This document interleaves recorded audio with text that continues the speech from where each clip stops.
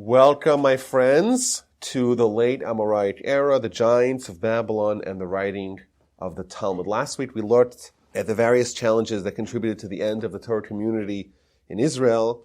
Today we will learn the story of the Babylonian Torah leaders and their massive contribution to the canonization of the oral Torah, and that's the Talmud. Now, while the community in Israel floundered, the community in Babylon flourished. They, of course, were blessed, as all communities that flourish are, with great leaders and scholars. So we spoke about a few weeks ago about Rav and Shmuel and the institutions that they headed in Surah and Nehardai. And essentially for the next 1,000 years, roughly, there's going to be in Babylon two institutions. That's going to be initially in Surah and Nehardai. Eventually it's going to move from one place to another place.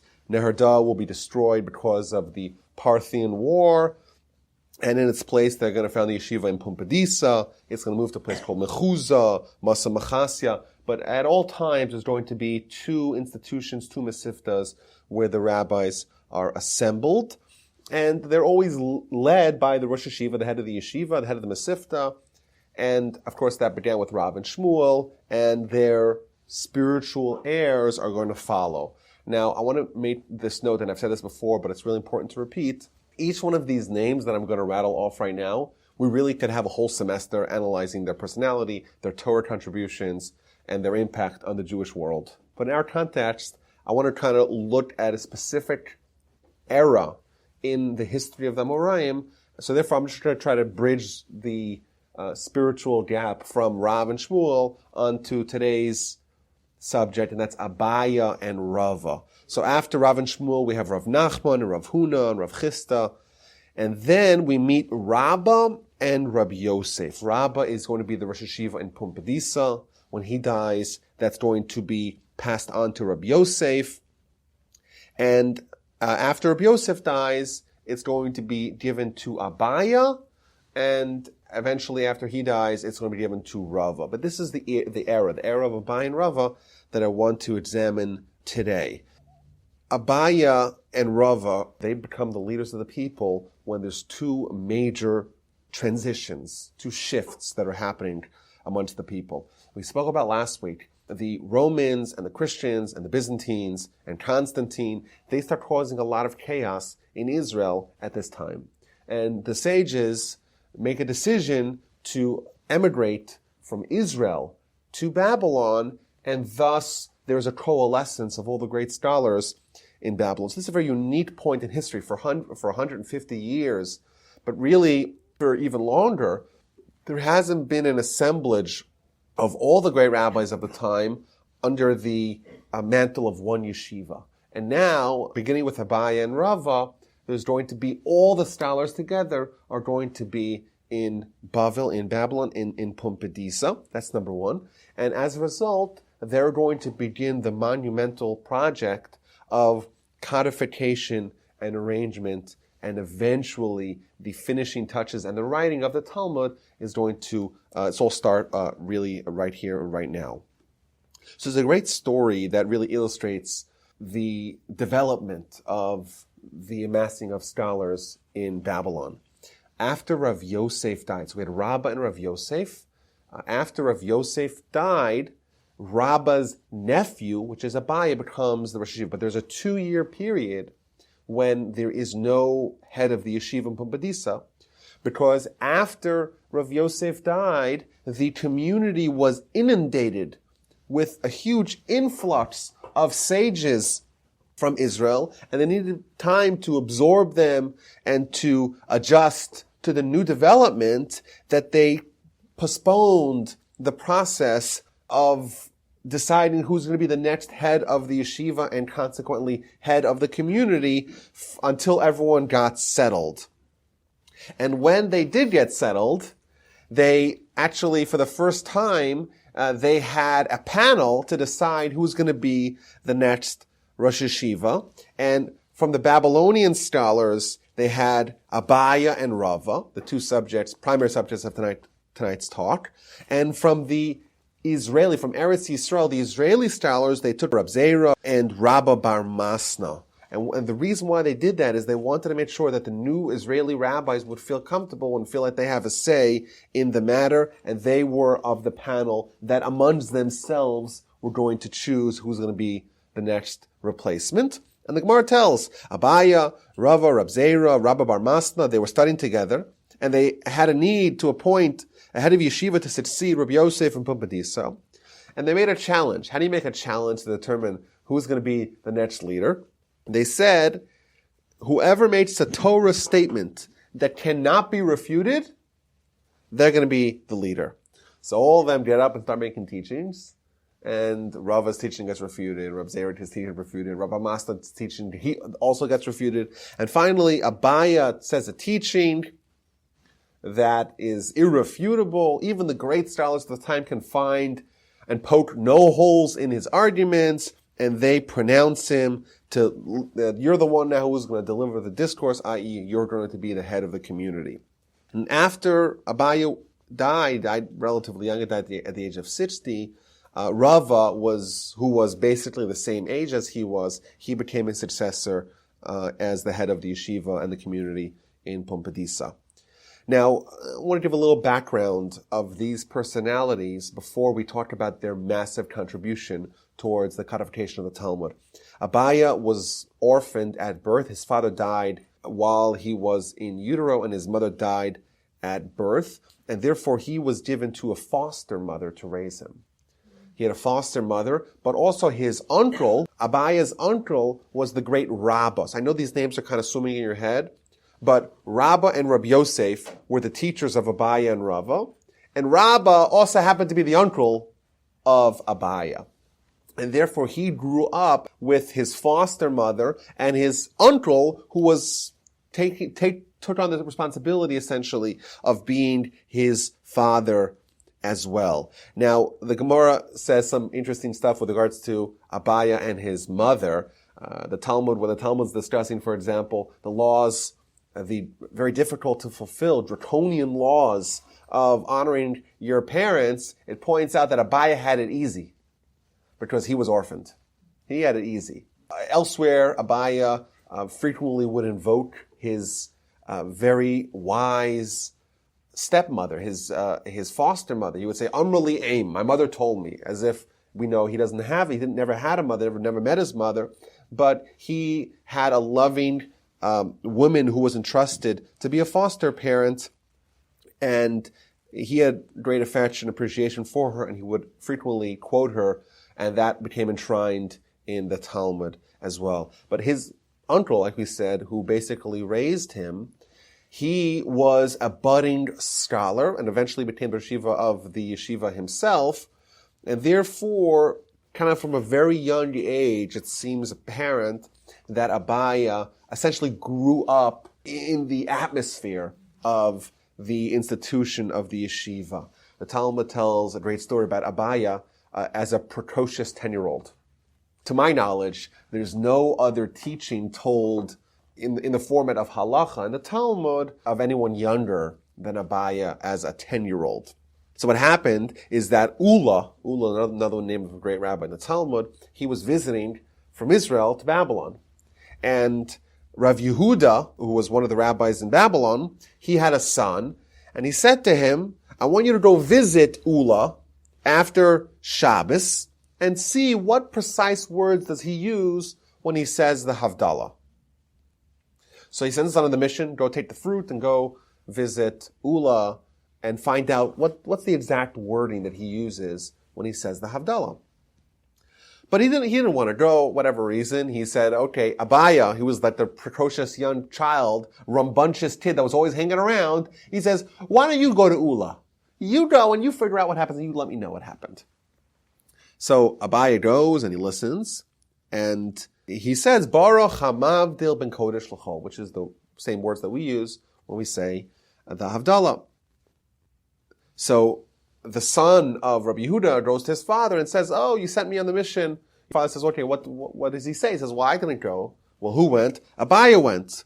He says, okay, well, what did Abaye say? Abaye says that Ula said, Baruch HaMavdil ben Kodesh L'chol. And his father tells him, quote, your pride and your haughtiness have brought about that this ruling will not be repeated in your name, rather in the name of Abaye. Thus the Talmud tells us that Abaye, because of his excitement to figure out Torah, his obsession with the details, willing to go the extra mile to go hear Ula's Havdalah, and thus at the age of 10, if you do the math, he was only 10 years old at the time, he already began what would be a long and fruitful career of clarifying Torah principles. Now, he was a student of his uncle, Rabbah, and of course of Rabbi Yosef. And the Talmud goes to describe his reverence for his teacher. We know the halacha is when your teacher arrives, you have to stand up. The Gemara says about Abaye, when Abaye would see the ear of the donkey of Rabbi Yosef, means he could barely make out the ear of the donkey, he would already stand up. He had such reverence for his teacher that he could just see like the hint, so to speak, of his teacher coming, he already would stand up. Now, Rabbi Yosef is a little bit of a tragic story because he was blind, and as a result of his illnesses, he forgot his Torah. And the Gemara tells that Abaye, his trusted student, would always remind him of what he had to reteach him the entire body of Rabbi Yosef's Torah. He would reteach it to him as well. Abaye, in the manner of the great scholars of the time, did not accept a stipend, and he would work the field at night, and he would study by day. And even in modern times, we have examples of such dedication. People that had to work, they had no other option, but they still put in basically two careers. At night, they would work, and by day, they would study. And when would they sleep? That's an unanswered question. So the Gemara describes that he would water his field at night. One time, one of his students saw the great rabbi watering his field at night. He says, it's not the way it's supposed to be. The great rabbi, he should study. So he says, you know what? I want you to teach me at night. And then he sends someone else to go water the fields. They think they're so clever. Right? We're going to take over the job for the rabbi. He doesn't want to accept any money. He wants to work for his own living. We're going to do the work behind his back. Abaye found out that his field was watered, and he said, I'm not enjoying any of the fruits of this field for the whole year.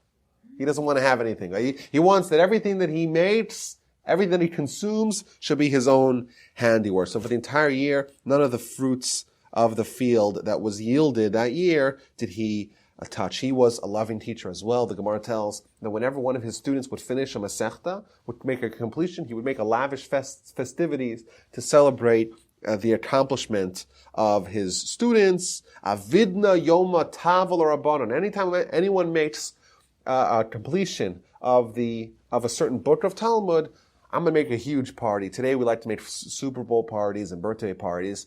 In the Jewish culture, it always was the greatest party someone could possibly make is when they finish a book of Talmud, and who knows, maybe even if they finish the entire Talmud. Abaye is mentioned more than 1,400 times in the Talmud, which is a staggering amount, but when you compare it to Rava, his friend, his colleague, and his successor, Rava is the most mentioned name in the Talmud, and he's mentioned a staggering more than 2,000 times. You can't go 2 pages without reading the word Rava, the name Rava. And he too is going to be the leader at this critical transition point in the development and the codification of the Talmud. He too, like we said, is a student of Rabbi Yosef, and he was somewhat of a man of extremes in the good way. For example, the Talmud tells that even though his teacher, Rabbi Yosef, was blind, he would never turn his back to his teacher. So if he was departing from his teacher, he would always walk backwards. And the Gemara says that he would always look straight ahead and never turn around to see where the wall is. So eventually he would walk back and he would bang his feet into the wall, and he would start bleeding. And Rabbi Yosef is sitting there and he hears this commotion. Bang! Some guy hit the wall, right? So he asked his people, what's going on? So they told him, well, this is Rava. He doesn't want to turn his face around from you. And therefore he banged himself into the wall. Now he's all bloody on the floor.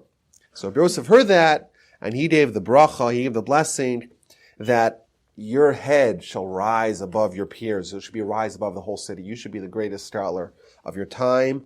and indeed he did become that. Now, he does not have the same humble beginnings as his friend and colleague and predecessor, Abaye. He was very wealthy, from a family of great wealth. The Gemara describes that he had fields and vineyards and wine, and he owned ships. He lived on the Tigris River, and therefore he was an epicenter of commerce. The Gemara tells that he used to frequently bribe the officers to provide the tranquility for the scholars. But he had one obsession that towered above all else, and that is his love for Torah. The Gemara describes a story that there was a Sadducee who was watching Rava with absolute astonishment, because Rava got so caught up in Torah, he was oblivious of his surroundings. In a way not unsimilar to the way he would walk away from his teacher. He wouldn't think about the fact that maybe there's a wall there, and he was transfixed. So there's once a time that he was studying Torah, and he didn't realize that he had put his hand in a location that was a little bit of a rusty nail sticking out. And he was like banging his head on the table, like studying Torah, and he's bleeding, he doesn't even notice it. And that's indeed, we learn stories about people in contemporary times who had a connection to Torah that was so deep that they were able to zone everything else out. There are stories, multiple stories, of people who who had to undergo surgery, but refused to have the general anesthesia because they knew that would hamper their ability to study afterwards. So they'd say, you know what? I'm going to study Torah in my head. I'll be so consumed with the Torah subjects of my mind that you could do whatever you want, I won't even notice it. But certainly Rava was an example of that. There's many teachings that his love of Torah and Torah study become apparent from. For example, famous Gemara in Sota. The Gemara says that if someone studies Torah magna umatzla. You study Torah, it shields you from danger and it saves you from danger. Another example, the Rava would say, if someone studies Torah, they do not need to have not the karbanos, not the burnt offerings, not the flour offerings, not the guilt offerings. All you need is to collect the Torah. You're safe from everything. We have a Yetzer Hara. The Yetzer Hara is determined, our determined foe that wants to make our life miserable. Says Rava, Barasi Yetzer Hara, Barasi Torah Tavlin. I created the Yetzer Hara. God created the Yetzer Hara, and there's an antidote. What's this miraculous spiritual antibiotics that is able to stave off the incursions of the Yetzer Hara? That is Torah study. The list of Rava's teachings, we could go from here till tomorrow, we won't finish them, but just a few of them specifically that highlight his love of Torah and his obsession with Torah. Someone sees that they're inflicted with suffering, with Yisurim. So in Jewish philosophy, Yisurim, suffering, that's an example of God trying to send a person a message. So says Rava, what does someone do if someone is suffering Yisurim? So he should examine his behavior. See your behavior, see what you're doing wrong, and see what lesson God is trying to nudge you about. What if you search and you find nothing? Then you should realize that the real reason why you're suffering is because of bittul Torah, because you're neglecting Torah study. Any second that someone is alive and not studying Torah, in Rava's mind, is a worthy reason for them to be smacked by God. Because how could you be alive and not be studying Torah? What's wrong with you? And therefore you're suffering. Why am I suffering? You're not studying Torah. That's why God's trying to elbow you in your ribs until you listen to the messages. And the stature of the Torah study in Rava's mind, that resulted in him teaching the great lesson, the great statement, that someone who is osek b'Torah, someone who's studying Torah, is greater than a Kohen Gadol, a high priest. Why? The verse says, Yekara hi mipninim. Torah is more precious than pninim, than pearls. And Rava deduces that, not pninim, but lifnai ulifnim, which means the inner chambers. Torah is more precious than the Kohen Gadol goes into the Holy of Holies. Murray even says that he once saw one of the rabbis praying very long. Why would someone pray very long? I have a lot of needs. I want to pray God to tend to my needs. So he starts screaming at him, why are you praying so long? You shouldn't pray so long. You should study Torah instead. Why are you abandoning a permanent world only to merit in favor of a transient world. Someone who prays really long, right, give me this, give me that. They're trying to improve the situation in this world. But by doing that, you're neglecting your place in Olam Haba, i.e., you're neglecting Torah study. But of course, Rava also taught us that Torah study is a means to become a better person. Rava famously said, the objective of Torah study is tshuva u'maisim. Tachlis Torah tshuva u'maisim, to repent, to come close to God, and to have good deeds. Kol Talmid Chacham she'ein tocho kebaro, eino Talmid Chacham, says Rava. Whoever is a Torah scholar, but whose innards are not like their external, means the Torah has not penetrated their heart and changed them internally, they're not a real Torah scholar. Rava was very modest. In fact, there's a prayer that we say in Yom Kippur it's taken from Rava's prayer. Before I was created, I was nothing. Now that I'm created, I'm nothing. I am dust in my life, certainly after death. I'm nothing but a vessel full of shame and embarrassment. That prayer of Rava, we say every Yom Kippur. Rava was a titan of Torah, and he would vociferously debate his position. There's literally thousands of debates in the Talmud of Rava. But when Rava was wrong, the Gemara says he would announce to the public, he would give a clap on the beam, as they say, and he would announce, whatever I told you earlier, it was incorrect. And that's indeed a hallmark of a great Torah scholar, is that their own personal pride does not hold a candle to the integrity of Torah itself. The integrity of Torah and the integrity of the Torah scholar is that they're willing to admit when they're wrong. So Abaye and Rava, they are presiding over an expanded assemblage of sages, and they begin the great undertaking, the codification of the Talmud. Now, the conditions were ripe for this to happen. We learn, the Gemara tells, when all the great scholars came from Israel, they were warmly welcomed, not only by their Jewish brethren, but even by the local Babylonian authorities. The Gemara tells that when Rav Ami came from Israel to Bavel, the mother of the king of the local area, she said, I want to give charity.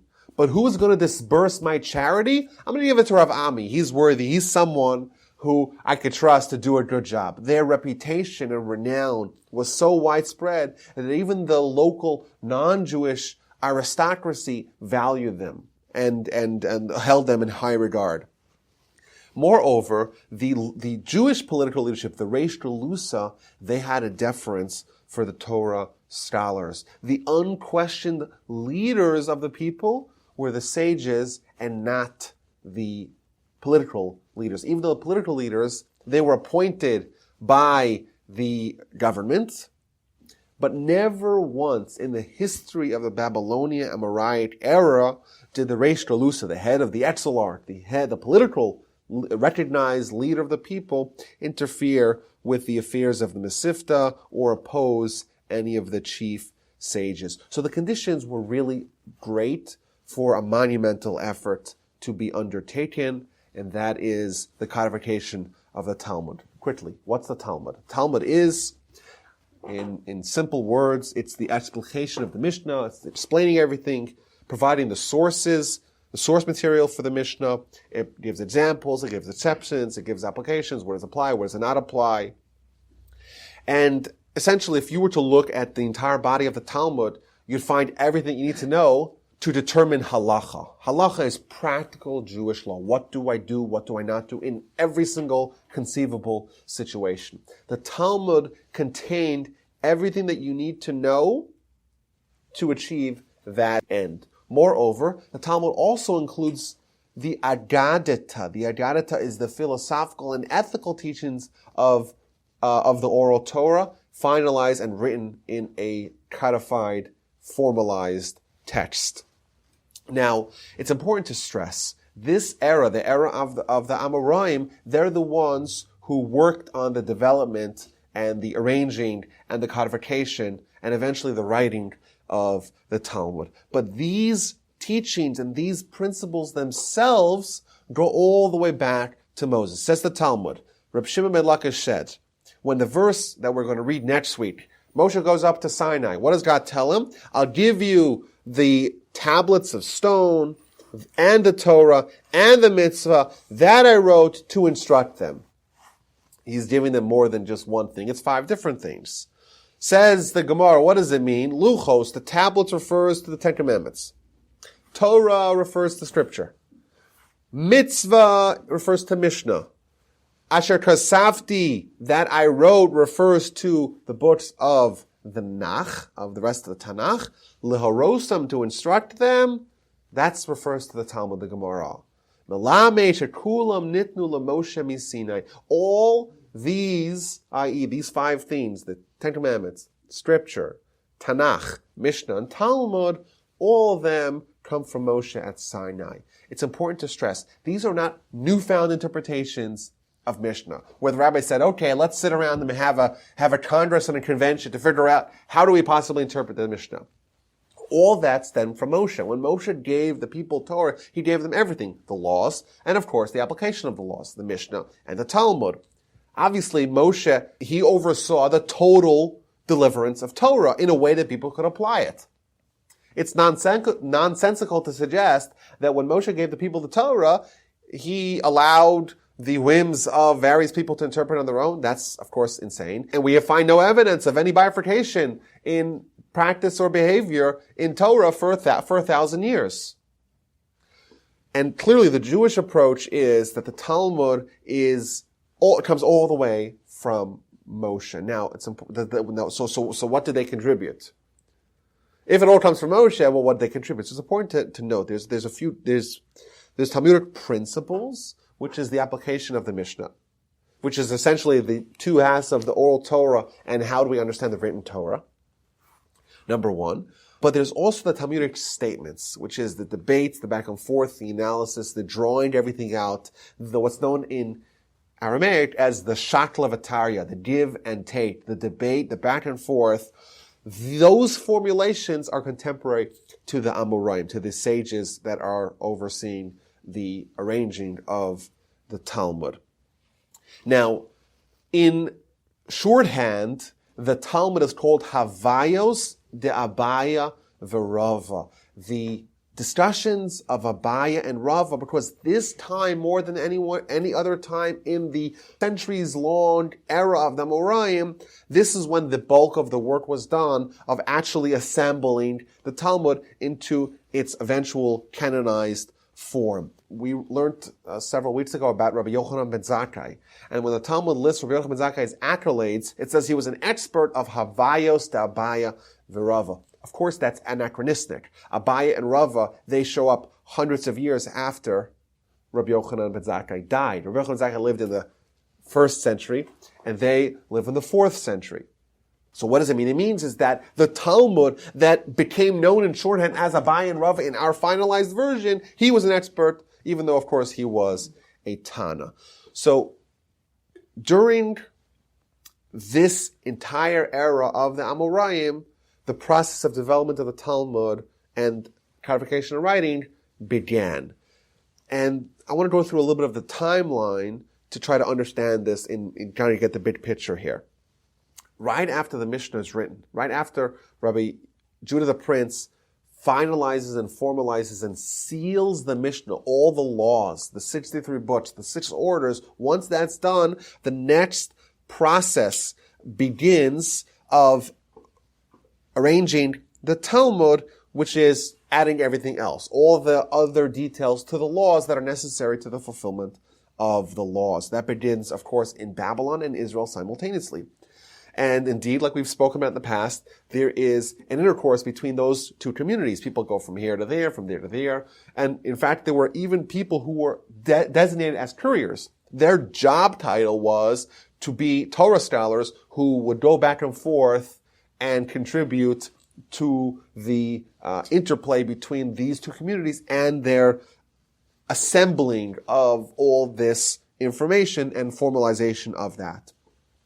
Now, we can essentially break down the Amoraim into 3 different categories. We have the early Amoraim, that their primary contribution towards the organization of the Talmud is to explain the sources and the reasons of the Mishnah. We have the Mishnah, which is the laws. Well, where does it come from? How do we trace that back to the written Torah? What is the interplay between the two? Like everything in the written Torah and the oral Torah have to match. The law in the oral Torah, where's that source in the written Torah? You have a verse in the written Torah, where's that source in the oral Torah? All that complex work, and of course to assemble the reasons. My time, the Gemara asks thousands of times, what's the reason? What's the reason? What's the reason? That was done by the early Amoraim, both in Israel and in Babylon. Under Abaye and Rava, their job is going to be a primary job. Of course, these people, all they did was study Torah. So they studied Torah incessantly. But specifically in what we have today, in the Talmud that we have from that era, their contribution is going to be in determining the correct authorship of each statement. So if you open a Talmud, you'll notice the Talmud is obsessed with attributing teachings to the correct person. So, for example, sometimes the Gemara says, Amar Rabbi Rav. Others say it wasn't Rav, it was Shmuel. And others say it wasn't this person, it was that person. Where did that come from? That came from, okay, we have such an abundance of Torah teachings. Let's try to understand precisely who said what and how does it all work together. All the questions and answers, the contradictions that are discussed in the Talmud, the give and take, the back and forth, the discussions are the discussions of Abaye and Rava. And that essentially is the bulk of the Talmud. And later on, we get to what's known as the last generation, headlined by Rav Ashi and Ravina. We're going to get to the sealing of the Talmud. Now, the next person we need to learn about is Rav Ashi. Rav Ashi, the Gemara tells us that since the days of Rabbi Judah the Prince until Rav Ashi, Lo matzanu Torah v'gedula b'makam echad. We have not found Torah, greatness, v'gedula, and greatness, which means power and wealth, in one place. What this is doing, it's linking Rabbi Judah the Prince to Rav Ashi. Rav Ashi is going to be the one who, under his leadership, the Talmud is going to be sealed, and he is going to parallel Rabbi Judah the Prince, who, under his leadership, the Mishnah was sealed. And these unique characters were enabled by the fact that they had Torah greatness. They were the unquestioned Torah leaders of the people. They were also the Gedula. They also had the wealth and the power to support this monumental effort. This is going to take decades. Rav Ashi is going to be the leader of the community for 60 years, going to be the unquestioned leader, during which time the sealing of the Talmud is going to take place.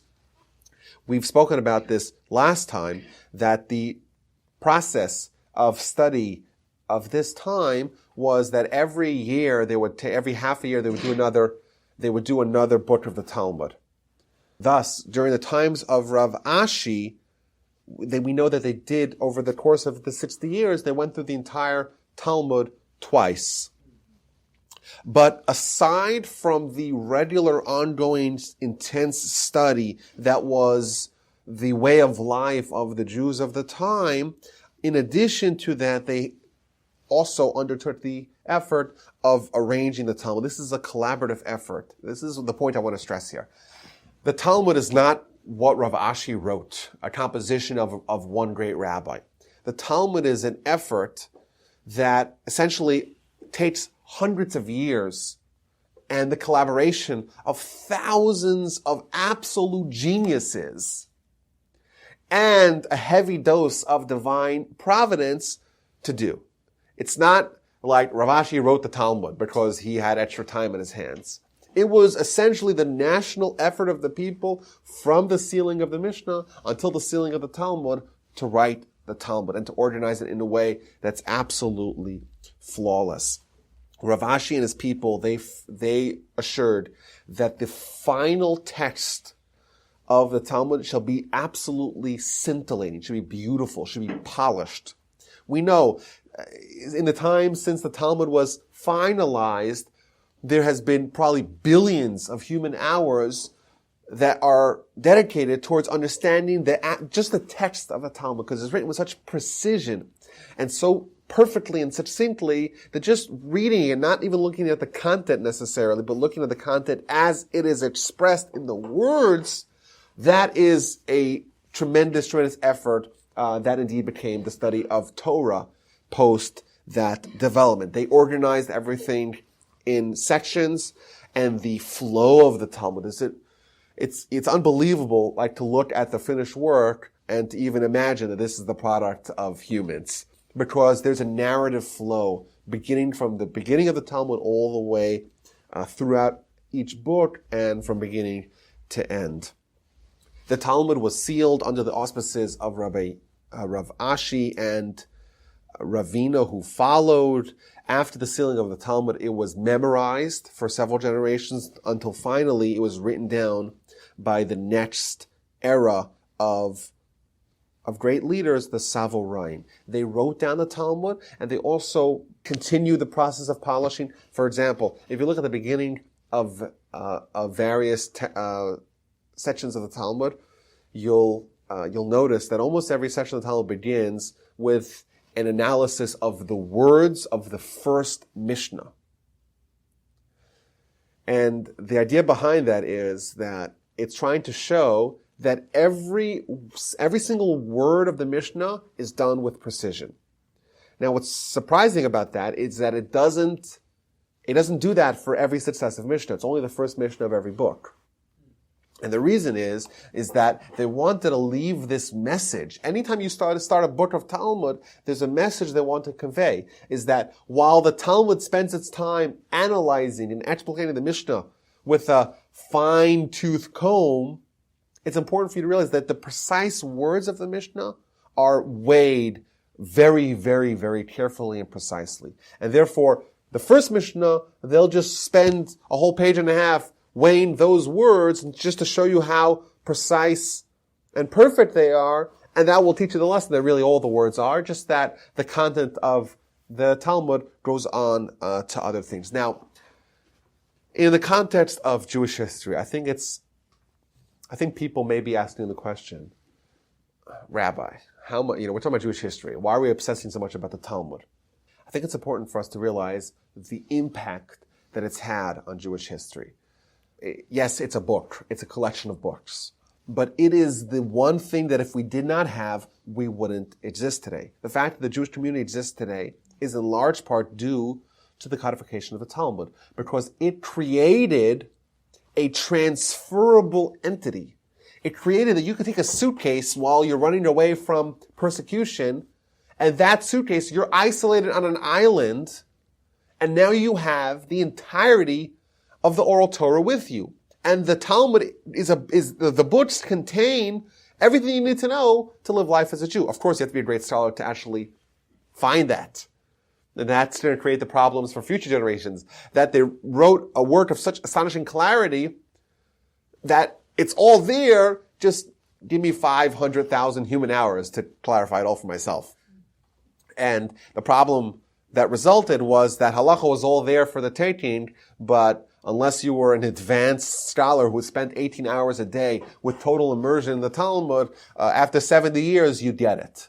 And you'd be an authority to actually reproduce the halacha from yourself. So what they essentially did was they created a transferable body of the oral Torah. Just like the oral Torah was done orally, teacher to student, generation to generation, and that enabled a dynamic, and demanded a dynamic, continuous engagement in Torah in order for halacha to be deduced, they were able to recreate that in a finalized and written form. They didn't just list the laws. It's not a book of listing of laws. It's a book of recreation of oral Torah in a written word. It's incredible. And many of you have studied it, and that you can attest to what I'm saying is correct.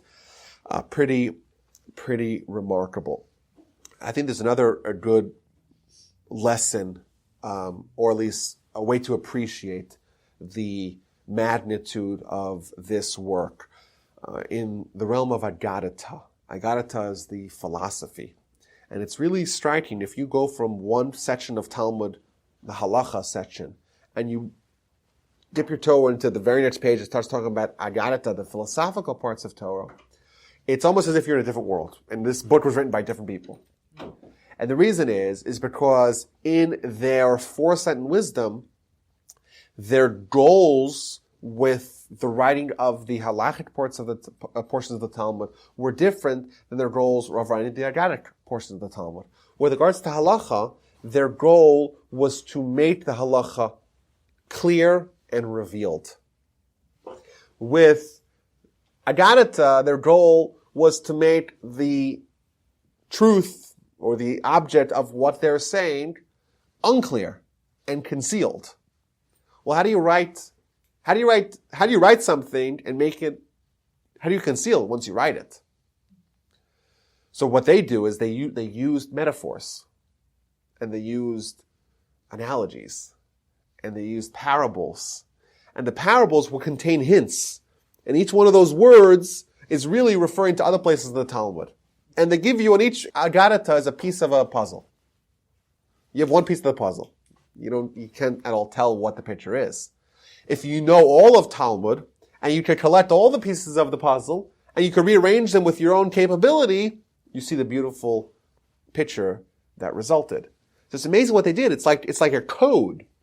They managed to capture all of the deepest ideas of Torah in a way that it's written, but it's written that only the people that are the great scholars will understand. Everyone else will see it and be totally befuddled, not understanding at all what the message is. The Rambam writes that the role of the Talmud is also to act as an authoritative court for all Jews. We know the Torah tells us that the Sanhedrin, the body of scholars in Jerusalem, they have authority over the people. They say a law, the law becomes mandatory for all Jews. That's a verse in Deuteronomy.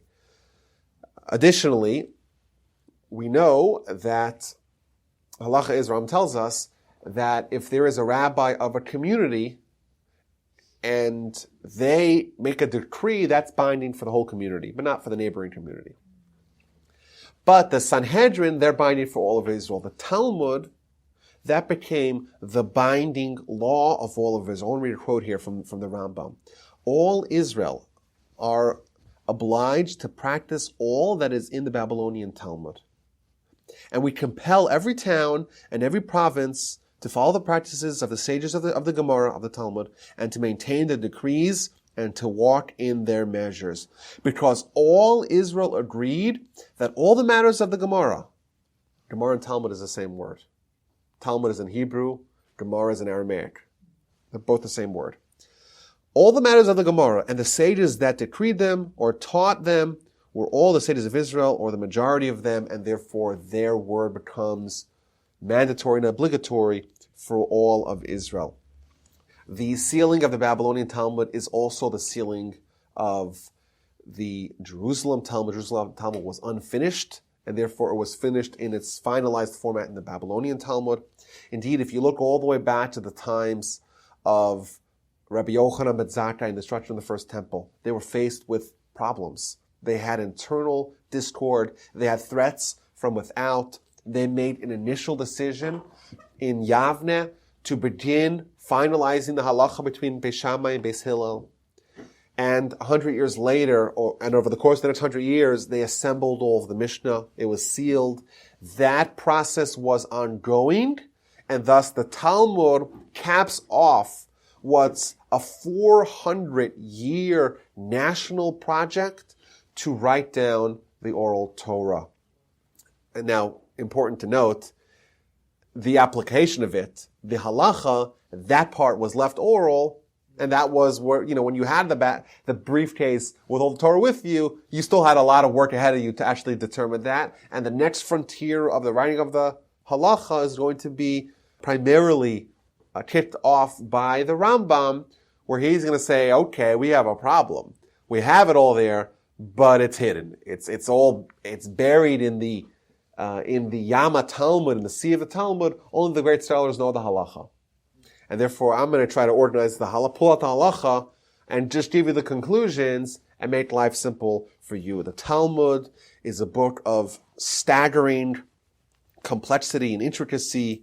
They, like we said, they maintained the oral format. And we have to be very thankful and appreciative of these great generations of scholars and sages who expended tremendous effort and ingenuity to finalize and codify and eventually seal and write down the Talmud and preserve the oral Torah given to us by God via Moshe and still accessible to us today.